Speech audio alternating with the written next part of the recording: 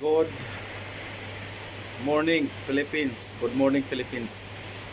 So time check, ang oras natin dito ay alas 11 ng gabi.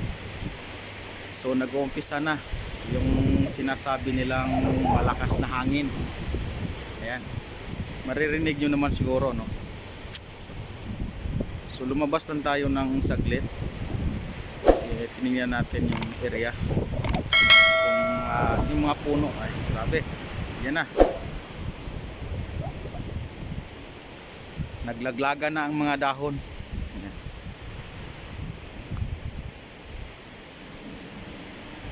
So ang according to the emergency alert, mamaya daw alas 3 ng umaga hanggang alas 10 ng umaga magkakaroon ng malupit na storm. So safe travel kasi uwi kami alas 7 pagkatapos ng aming duty.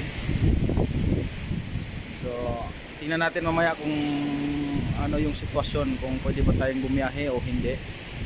So kung hindi tayo pwedeng bumiyahe, so mag-stay na lang siguro tayo dito kasi di off naman tayo bukas. Right. Tara na, lakas ng hangin. Halos grabe, lamig, ang lamig. Yun lang muna ang update natin. So abangan natin mamaya kung ano yung magiging resulta ng emergency alert. Kasi panay ang tick sa akin yung emergency alert. So yan po ang latest update dito sa Wales, United Kingdom.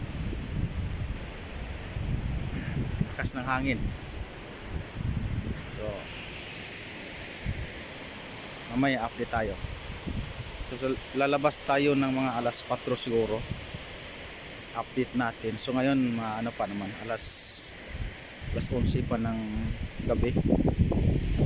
So lalabas tayo mamaya mga alas 4 ng umaga.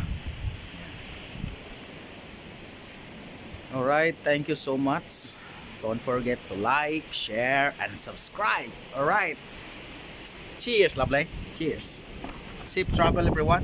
Have a nice day. Bye. Wala.